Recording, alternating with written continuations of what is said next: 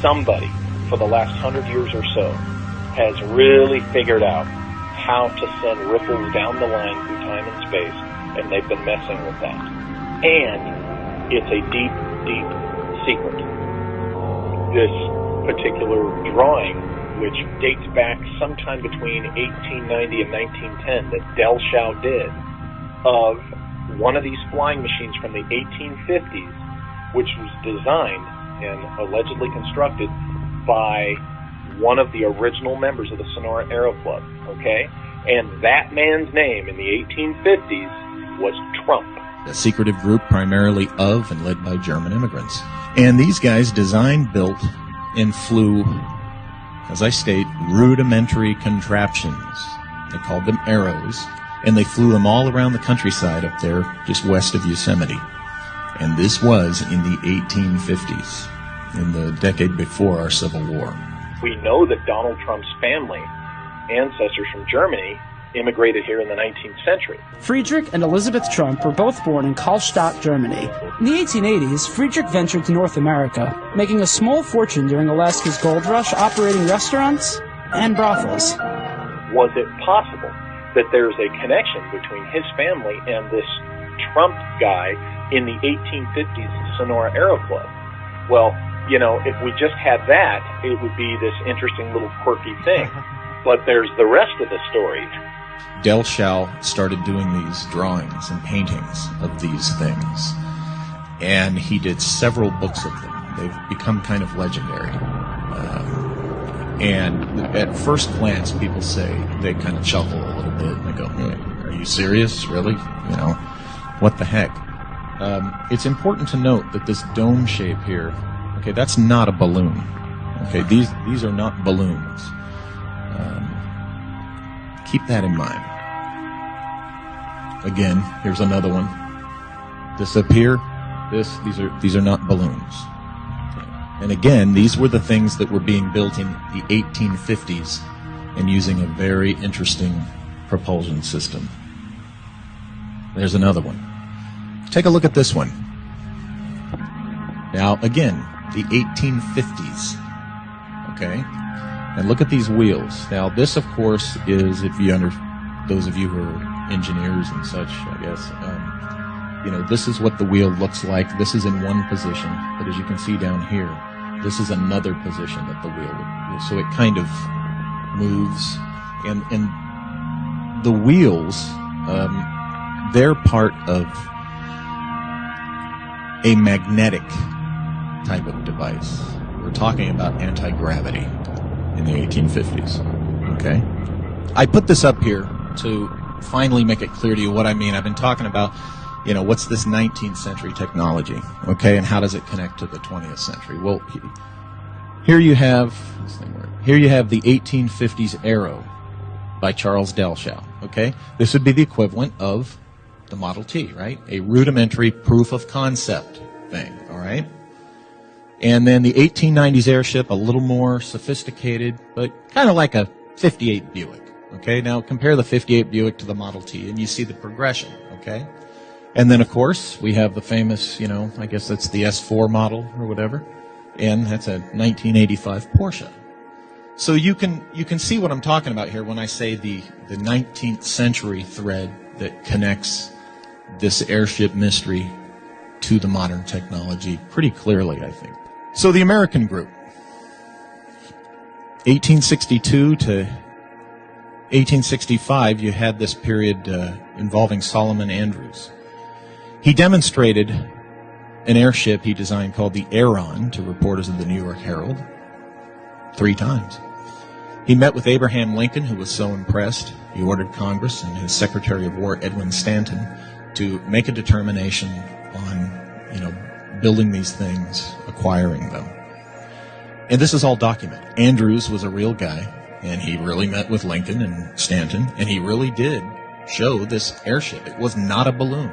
It's important to make that distinction. And people knew what balloons were in the late 19th century. They knew the difference, and these witnesses never described these things as balloons. Okay? As you can see here, Congress called for the immediate acquisition, but we're told that Edwin Stanton rejected it. But again, did Stanton really reject it? There's evidence to suggest he did not, and that the U.S. secretly began to develop these things. And I know this was the first black project. This is Solomon Andrews. There he is. He really lived. He was a real guy. Okay, so these are the kinds of things you don't hear too much about. You know, this is in the 1860s that this guy demonstrated this flying machine. You know, anti-gravity. I argue that how Solomon Andrews in the 1860s came to know about this anti-gravity stuff is that it's very possible he was associated somehow with members of the Sonora Aero Club. What I'm saying is, if the pedigree of this black project includes guys from the Sonora Aero Club of the 1850s into this black project that stood up post-Civil War in 1865 and was involved in the 1890s airship mystery, we know that Donald Trump's known ancestor was in the United States by the 1880s.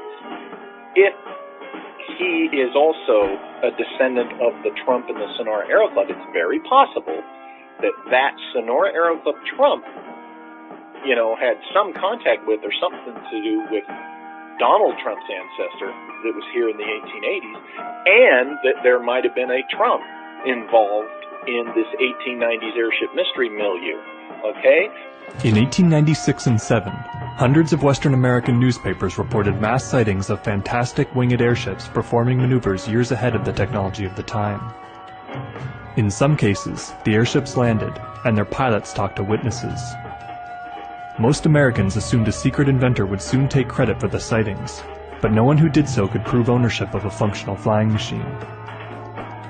The mystery airships remain unidentified, constituting an early wave of UFOs before flying saucers, and almost before flight itself. Now, that's not even the interesting part. We get to this 1903 story where Tesla, allegedly, you know, an airship of his design, flies to Mars. Born in Croatia in 1856, this quirky genius was in love with a pigeon. True story. But he also pioneered electricity and several other innovative concepts and inventions like potentially a doom ray and even time travel. Tesla was the electric Jesus. On March 13, 1985, a New York Herald journalist came across Tesla in a cafe looking like he had just been fried by 3.5 million volts. This is because Tesla was using himself in his own time travel experiments. Tesla said that on contact with a resonating electromagnetic charge, he found himself outside of his time frame reference. He reported that he could see in the immediate past, present, and future all at once, but he was paralyzed within the electromagnetic field. Unable to help himself, his assistant turned off the current, which released Tesla before any permanent damage was done. We subsequently know that Tesla got involved with secret U.S. technology as we got into World War II, into that era. We come to 1943 when Nikola Tesla dies. Okay, he lived in a room in a hotel in New York City. And the day he died, the FBI ordered a property custodian to seize the belongings of this Croatian alien, even though at this point Tesla was an American citizen. The National Defense Research Committee called an MIT professor to make sense of Tesla's notes in order to analyze if anything could be weaponized. This MIT professor was Professor John Trump, who is with us today. John Trump, who just so happens to be Donald Trump's paternal uncle. This is history. This is fact. There's no speculation here. John Trump claimed that there was nothing of any real substance in Tesla's notes, but of course, this was a lie. He knew that if the National Defense Research Committee realized what was in these notes, it could mean the end of the world, as it included blueprints for a theoretical time machine. Although John Trump thought Tesla's time machine was plausible, it was still not possible to create one using the technology that existed in 1943. John Trump later died in 1985, but not before leaving Tesla's notes and their implications to the protection of his beloved millionaire nephew, Donald John Trump. So are you ready? Yeah, hold on. I forgot to put in the crystals. Okay, turn it on.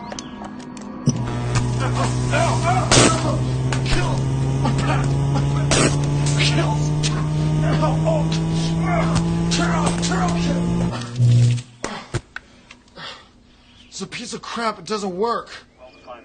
It seemed like right after the Montauk experiment in '83, and shortly thereafter they tapped technology for quantum computing, which I think is responsible for what we're seeing as the so-called Mandela effect or Philadelphia experiment effect.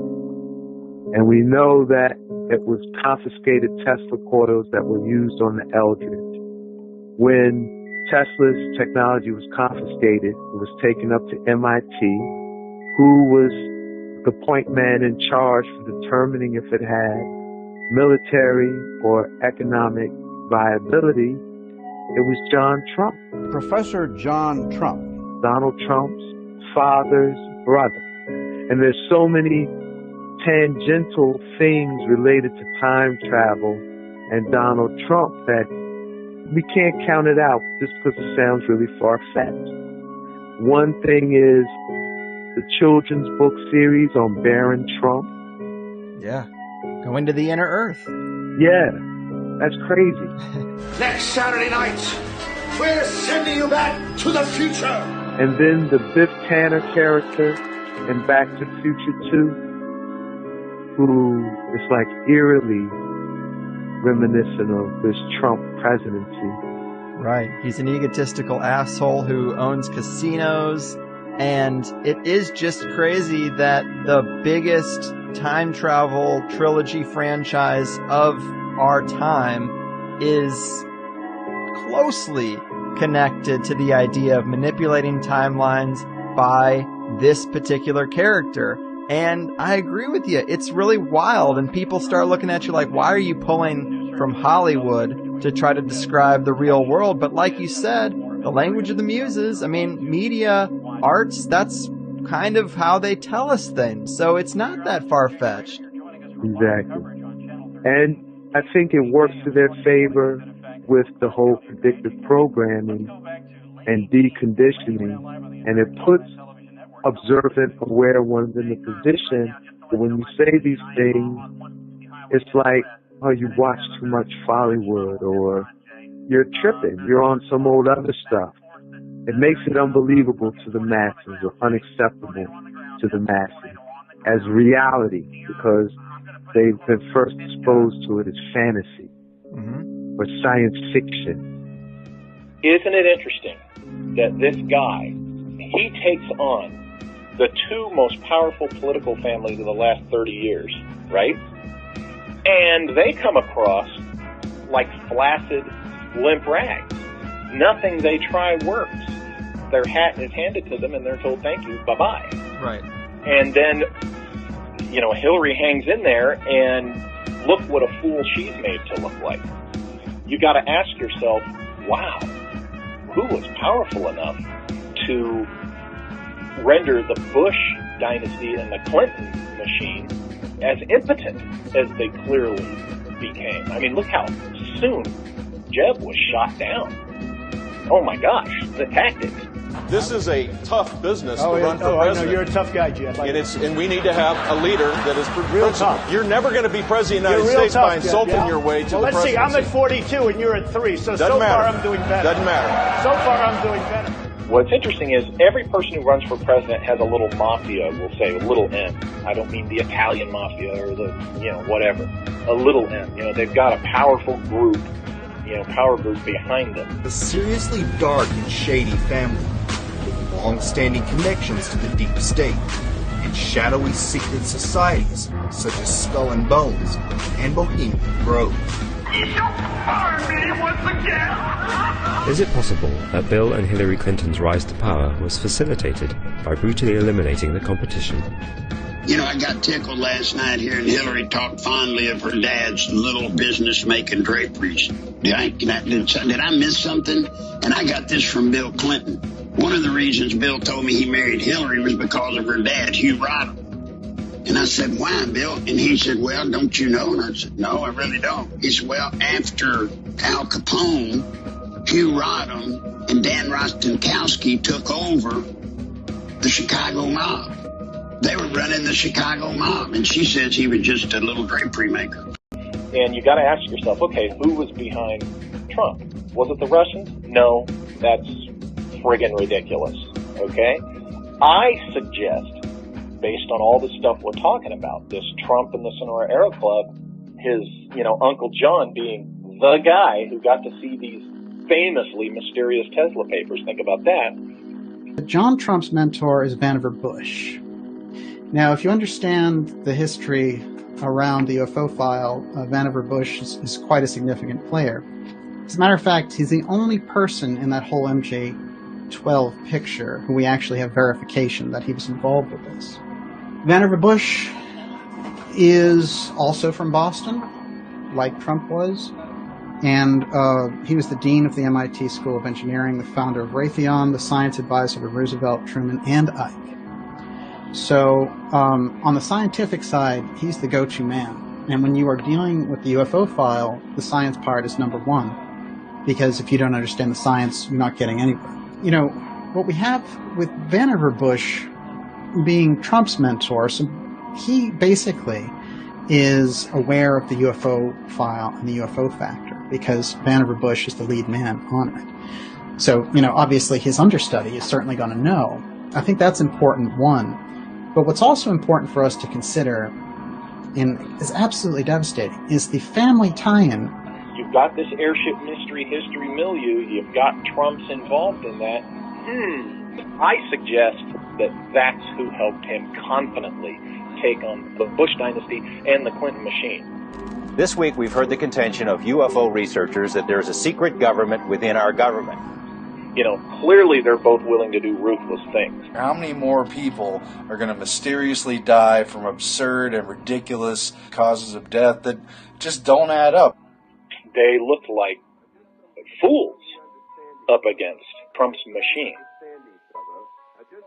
Yeah, there was a lot of fucking Nazi scientists brought over on here. On YouTube, it says Operation Paperclip was anywhere from like 1,200 to 1,500. In the 1970s, Operation Paperclip. Frank Church Committee in the 70s released it. I believe the number's 34,200 and something. It is fascinating that they brought those people over here, and that's where the space program came from. How about the Nazis were the first to build flying saucers? All of it. How crazy is that? But let me tell you. That's crazy. So, isn't that a coincidence? So, British intelligence flying saucers, dude. The CIA in 47. So now the Nazis are over here and they go, listen, you don't want them running everything.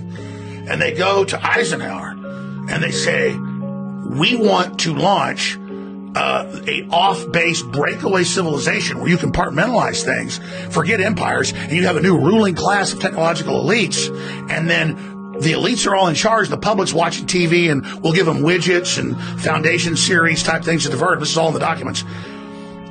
And let them try to run an empire. We'll build a whole new empire. And so Eisenhower gives a speech, he doesn't just say military industrial complex, he says the technological elite.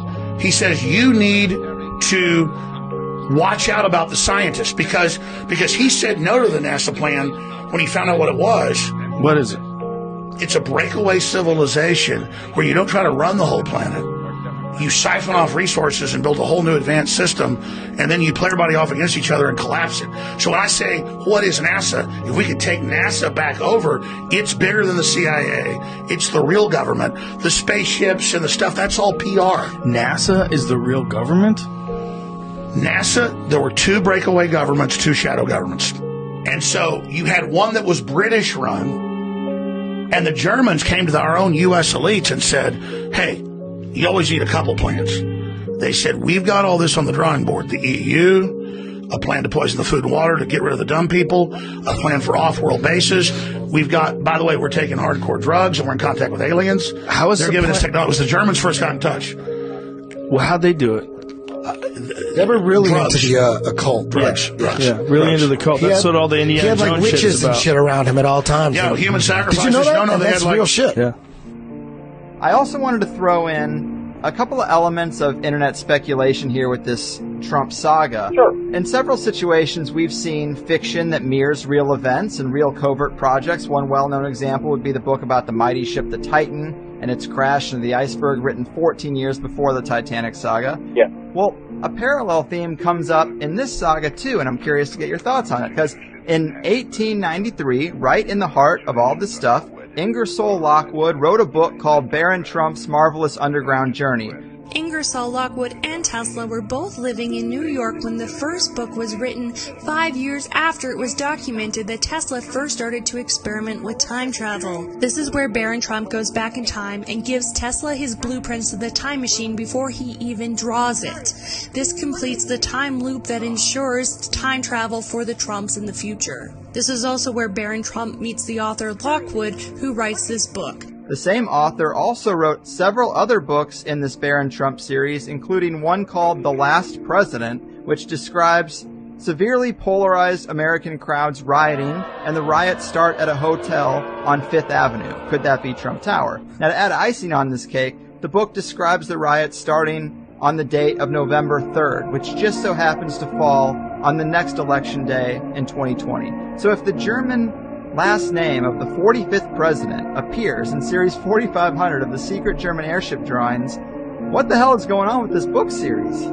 Look, there is most definitely something going on. What it is exactly, I couldn't tell you, but this kind of thing we're talking about, these Ingersoll Rand books, are just a tiny example of the kinds of things that are out there. Some people have suggested time travel. You know, like there's some time travel machine and on and on. How could a person that could see the future ever lose if he knows what's about to happen? I mean, do you guys even remember the election? They threw everything they had on him. And no matter what they threw at him, it only made him bigger and stronger and assured his victory. And when all of that just wasn't working, his number just kept getting higher and higher, they threw the mecca of all blackmail against the man and said that he likes to grab girls by the pussy. And that still didn't work. I mean, he even told us himself, there's nothing that he can do and not win. The people, my people are so smart. And you know what else they say about my people? The polls. They say, I have the most loyal people. Did you ever see that? Where I could stand in the middle of Fifth Avenue and shoot somebody and I wouldn't lose any voters, okay? It's like incredible. So maybe, once again, maybe, is it so crazy to believe that Donald Trump got the files from his uncle, kept funding the studies, achieved success with the time machine, went to the future, saw the nuclear war, and decided to run for president of the United States, and won because he could see what his opponent was about to do before his opponent even did any moves? Is that insane? Is that even crazy? I don't know. I don't know what to believe anymore. I don't lean towards that. I do, for grins and chuckles, entertain the possibility that, you know, looking through time within a remote viewing context, you know, maybe there's something like that going on. You know, by no means was remote viewing non-existent before the SRI guys did it for the now famous Army operation. Remote viewing in its concept has been going on since humans began, I would say. Maybe these guys were able to remote view across time. I don't know. Or maybe they understood something about the mathematics of reality, the fabric of reality, and how to put the pins, so to speak, in the fabric of reality to cause the ripples down the line. Now let's fast forward to the Nixon time capsule for a moment. Merritt says that Nixon left a time capsule in the White House containing a formula for energy independence that they had got from working through scientists at Los Alamos with this being that they had under their protection, is the way that Nixon put it to him. Now, I'm going to go into the Gene Dixon-Nixon thing. Nixon predicts, somehow, in this letter to Trump, that Trump is going to be the president. 1987 is when he sends the letter. That is the Nixon letter to Donald Trump. So it's on the record, the National Archives has it. There's no doubting it. So we've got the time capsule, and we have the close relationship with Trump and Nixon. But when we look at Trump and Tesla, and them sending, of all people, John Trump, who was the protege of Vannevar Bush, to go investigate Tesla's work, we're getting a real picture of who the deep operators are and the levels of knowledge that they have. You're not going to send an average Joe, a regular scientist guy, to check Tesla's papers if you're the FBI, you're going to send the best guy that you have who understands what? Things that relate to the UFO file technology. That advanced degree has to be there, otherwise there's no reason to call this guy up and send him over. They could get anyone. The fact that he's Vannevar Bush's protege makes him the top candidate. As a matter of fact, they probably asked Vannevar Bush, are you going to do this? And he probably said no, just send Trump over there. Trump was called in to recover Tesla UFO targeting research, which they called the death ray. But actually, interestingly enough, as we pointed out in an interview, John Trump said, well, they said it had the ability to take down flying objects at a great distance from a remote location. Did this cause some of the early UFO crashes? Let's think about that. We have to understand the level that John Trump is coming from. He's a major player, but there is no way that we understand him on the level that he should be understood. And once we do, we'll understand his nephew a whole heck of a lot better also, in my opinion. Because Trump's knowledge of the UFO file is through the roof. Which means these attempts to go around truth and go around Trump with things like Podesta's role in the To the Stars Academy and all this nonsense that they're pulling. And when Trump says I'm opening the Space Council, it means that he's coming from a much more grounded place, that he knows a lot more than these people give him credit for. So, you know, those people are probably underestimating his knowledge of the UFO file, or it could be the first thing that infuriated them with him trying to get into the White House is that his chances as president of recovering the UFO file from the groups that had taken it out of the umbrella of the presidency under the Eisenhower administration, now the chances are a lot better that the presidential level will get their hands back on the technology. And let me tell you, if it is in fact the biggest secret of the national security state in the United States, well, that's a pretty big battle. That's why you would throw your major CIA people out there with flimsy Russian charges to get rid of Trump as fast as you can.